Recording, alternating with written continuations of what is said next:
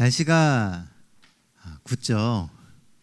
비가 오는데 사실 일주일 내내 날씨가 좋다가 안식일이 되니까 비가 오니까 좀 마음이 안 좋습니다.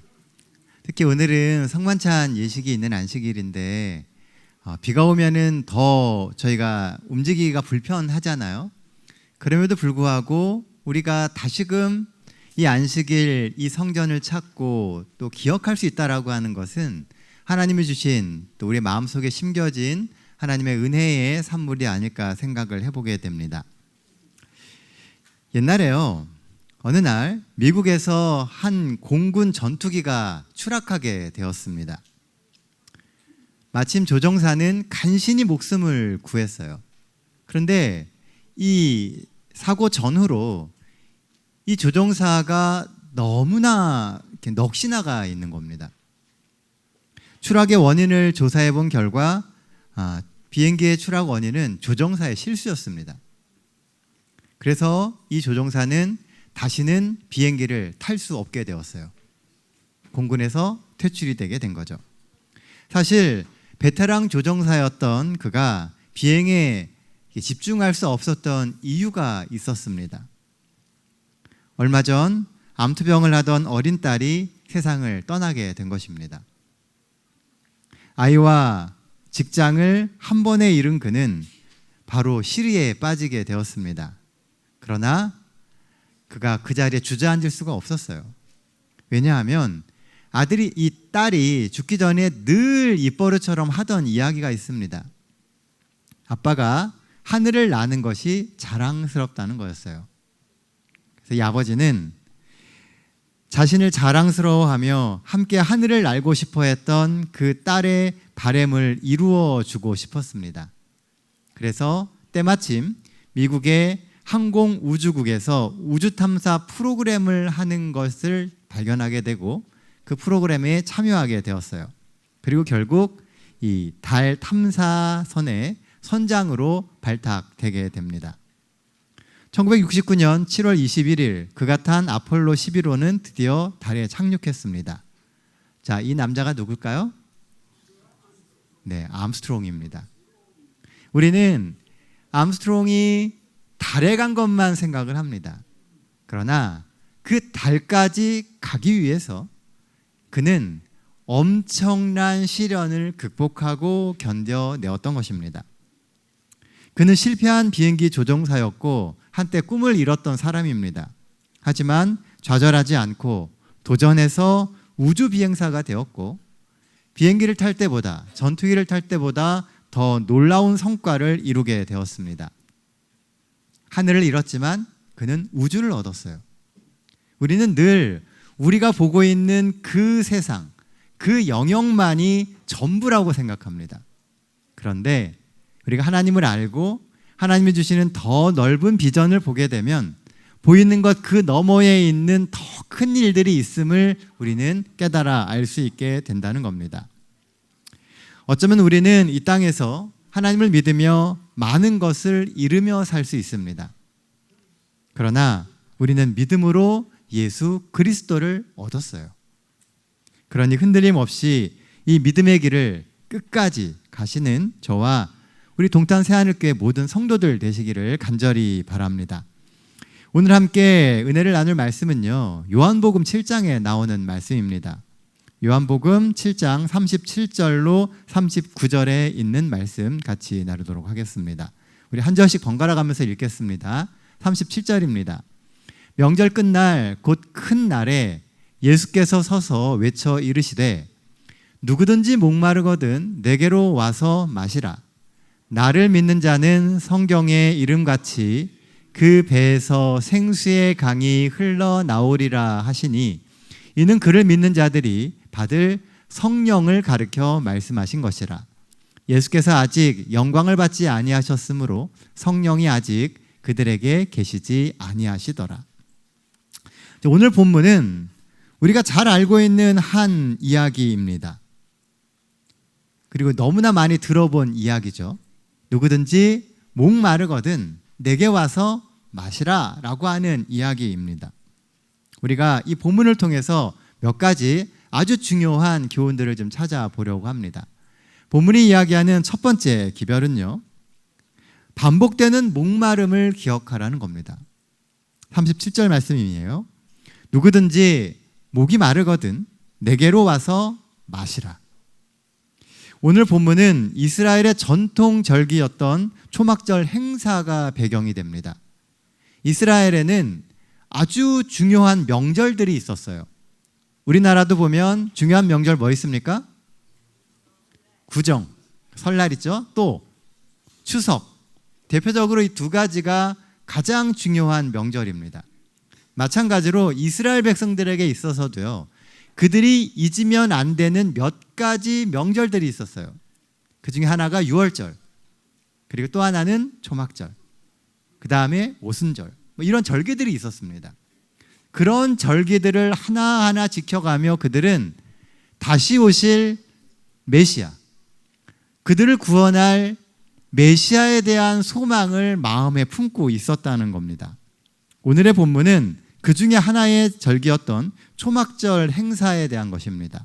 이 초막절 행사는 영적으로는 우리가 구원을 얻어서 하늘에 가서 살게 되는 그 날을 고대하면서 지키는 절기입니다. 해마다 초막절이 되면 사람들은 그 유명한 실로암 못에 가서 물을 떠다가 성전에 붓는 전통이 있었습니다. 이 전통이 생겨난 이유는 광야 시절 물이 없어서 목이 말라 죽어가던 이스라엘 백성들에게 하나님께서 바위를 깨트려서 생수를 주셨던 그 경험을 기념하기 위해서예요. 반복된 목마름을 기억하는 것. 그래서 그 목마름을 해결하길 원하는 사람만이 예수께 올 간절한 마음이 생긴다는 겁니다. 우리는 매해 같은 걸 반복해요.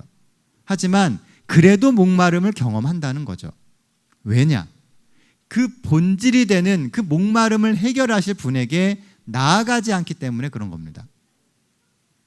신앙을 해가고 우리가 믿음 생활을 해간다라고 하는 것이 우리로 하여금 충만함을 갖게 만들어줄 수 있지만 그럼에도 불구하고 해결되지 않는 갈증이 늘 있을 수 있다는 겁니다.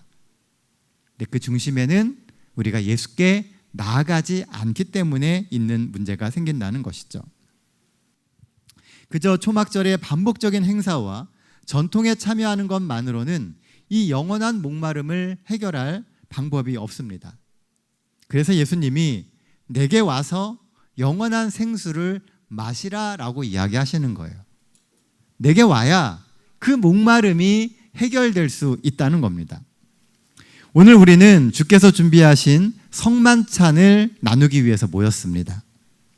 상반기, 하반기, 그리고 매해 우리는 똑같은 성만찬 예식을 합니다. 누군가는 이 성만찬 예식을 통해서 영혼의 목마름을 해결해요. 갈급했고 그리고 뭔가 허전했던 그 삶 속에 믿음의 확신이 생기는 경험을 합니다. 그러나 우리 중 어떤 이는 영혼의 갈급함을 해결하지 못하고 여전히 목말라 할 수 있다는 것입니다. 그 차이가 무엇이냐 하면 예수 그리스도의 유무라는 거예요. 여러분들 예수님 믿으세요? 설교 단상에서 예배를 드리러 오신 분들에게 이런 질문을 하는 것은 굉장히 어리석은 질문처럼 보입니다. 그런데요, 우리는 스스로에게 자주 물어봐야 돼요. 나는 정말 예수님을 믿는지. 내가 예수님을 믿는다면 내 삶의 많은 순간이 예수님과 연결되어 있어야 됩니다. 그런데 마치 많은 성도들이 교회 들어올 때는 스위치를 딱 켜가지고 예수님을 믿어요. 근데 교회를 나가는 순간 그 스위치를 꺼버립니다. 그리고 일주일을 살아요. 교회 올 때 또 입구에서 스위치 딱 킵니다. 나는 예수님 믿는 사람. 그러다 보니까 삶에서 늘 영적인 목마름을 경험하게 된다는 거예요. 오늘 우리에게 필요한 것은 반복적인 예식이 아니라 영적으로 깨우치는 의식의 회복입니다. 그러니까 예식이 중요한 게 아니고 의식이 중요하다는 거죠.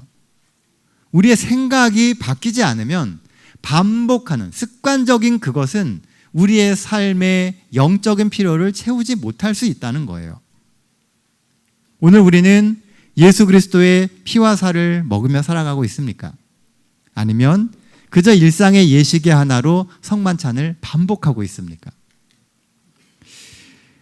지난달에 어린이 봉헌식을 하면서요, 시편 127편의 말씀을 본문으로 은혜를 나눴었습니다. 기억하시나요? 봉헌식 하는 그 아이들에 집중되셔가지고 아마 기억 못하실 수도 있습니다. 유난히 올해는 봉헌식 하는 아이들이 좀 많았었죠. 그 시편 127편의 첫 문장은 이렇게 시작됩니다. 여호와께서 집을 세우지 아니하시면 세우는 자의 수고가 헛되며. 기억나세요? 하나님께서 그 집을 세우지 아니하시면 세우는 자의 수고가 헛되다라고 하는 겁니다. 그런데요, 이 시편 127편의 첫 문장을 시작하는 이 라틴어가 뭐냐면 니시 도미니우스입니다. 그 뜻이 무슨 뜻이냐면 주님이 아니시면 이라고 하는 라틴어예요. 주님이 하시지 않으면 그 모든 것이 소용이 없다는 거예요. 여호와께서 하시지 않으면 우리가 어떤 수고를 해도 사실은 다 헛될 수밖에 없다는 겁니다. 시편 127편을 쓴 사람은 솔로몬 왕입니다. 그가 인생을 경험하고 정말 부와 명예와 모든 성공을 경험해 봤어요. 그런데 그렇게 경험해 보고 나온 결론이 뭐냐 하면 주님이 하지 않으시면 다 헛거드라는 겁니다. 공들여 쌓아 올린 성이나 밤새 자리를 지킨 파수꾼의 노고도 하나님이 함께 하시지 않으면 결국은 다 헛되다는 거예요. 오늘 우리가 정말 열심히 뭔가를 합니다. 바쁘게 살죠. 그런데 그 기초에 하나님이 하신다라고 하는 그 전제가 있지 않으면 아무것도 아닌 게 될 수 있다는 거예요. 그래서 우리는 모든 일을 할 때 하나님을 먼저 구해야 하는 겁니다. 그러면 삶의 기초가 든든해지고 우리에게 믿음이 확실해지고 그렇게 믿음으로 나가는 일에 하나님은 반드시 역사하십니다. 우리가 오늘도 뭔가 열심히 세워요. 솔로몬은 우리의 노력과 열정보다 니시 도미누스, 하나님이 하시는 그 일이 중요하다고 이야기를 해요. 왜 우리는 자주 목마를까? 하나님이 우리 삶 속에서 하시지 않기 때문에 그렇습니다. 그 하나님을 우리의 삶으로 모셔드리지 않았기 때문에 뭔가를 하고 열심히 채워간다고 생각하지만 늘 밑빠진 독처럼 새나가는 경험을 하게 된다는 거죠. 그러므로 오늘 이 성만찬 예식이 예수께서 내 삶을 다시 세우시는 거듭남과 소망의 시간이 될 수 있기를 간절히 바랍니다.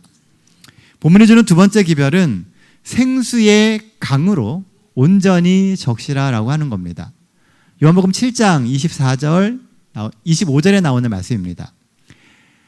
나를 믿는 자는 성경의 이름같이 그 배에 생수의 강이 흘러나오리라 하시니, 예수를 믿는 사람은 그 배에서 생수의 강이 흘러나올 것이다 라고 성경은 말합니다. 우리 배에서 어떻게 생수의 강이 흘러나올까요? 우리의 배에서 생명의 강, 생명을 주는 그 물이 어떻게 흘러나오냐는 거예요. 이 배라고 하는 것은 우리의 속사람을 지칭하는 겁니다.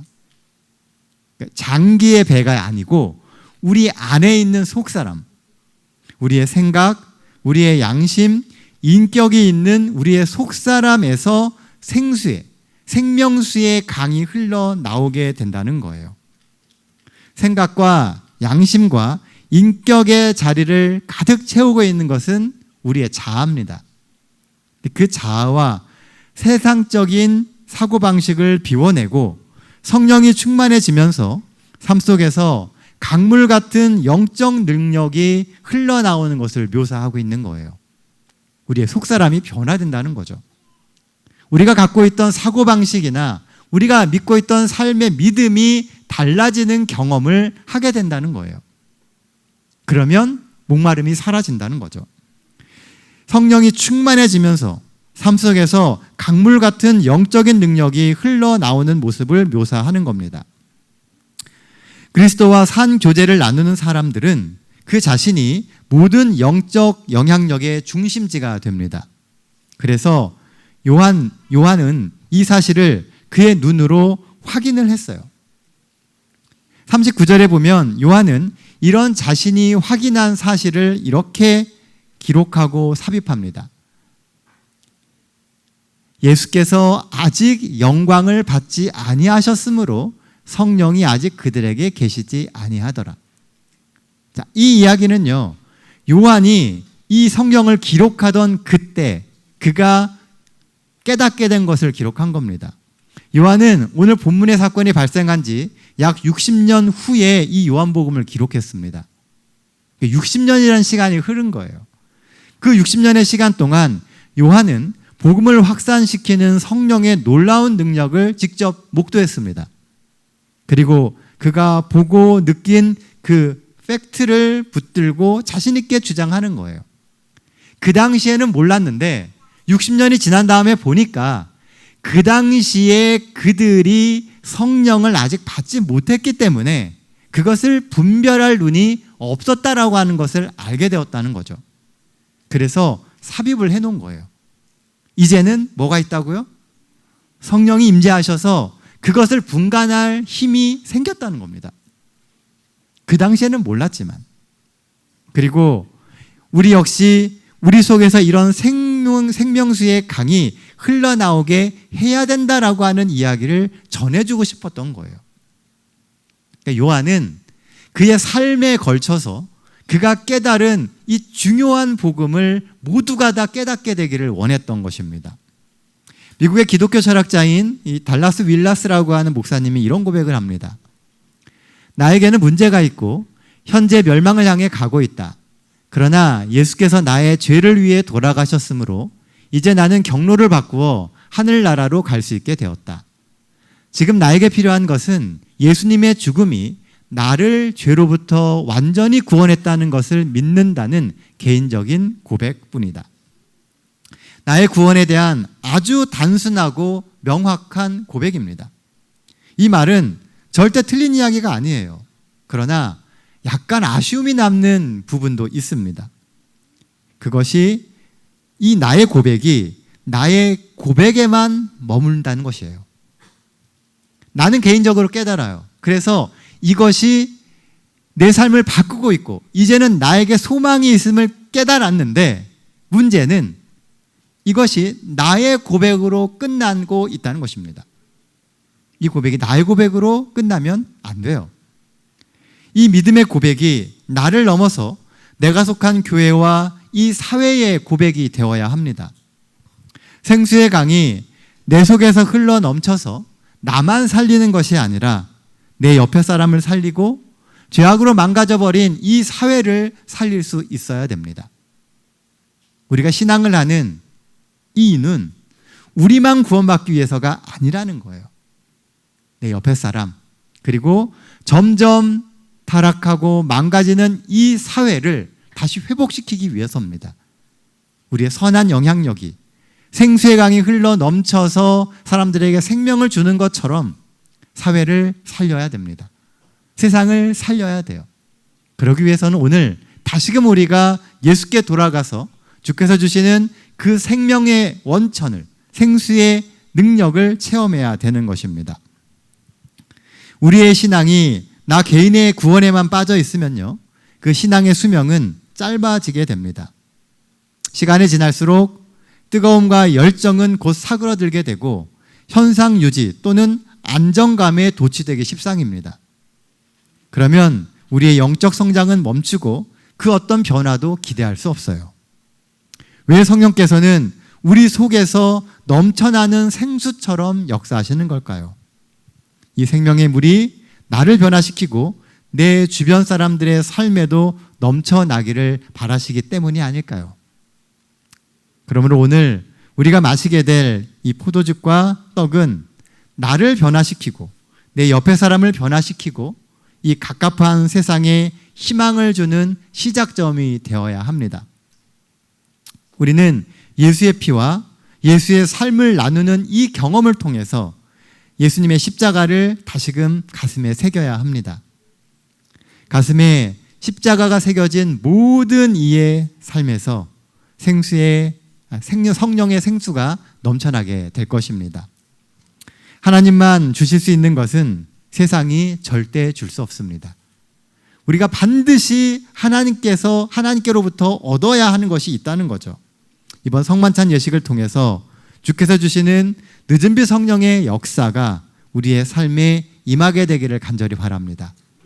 그래서 그저 떡을 같이 먹고 포도즙을 같이 마시는 경험뿐만이 아니고 나아가서 내 삶의 변화를 경험하고 주께 내 삶을 다시 드리며 주 안에서 거듭나는 경험을 하시는 우리 새하늘교회 모든 성도들 되시기를 간절히 바랍니다. 자, 이제 흩어지셔서 세족 예식을 하도록 하겠습니다.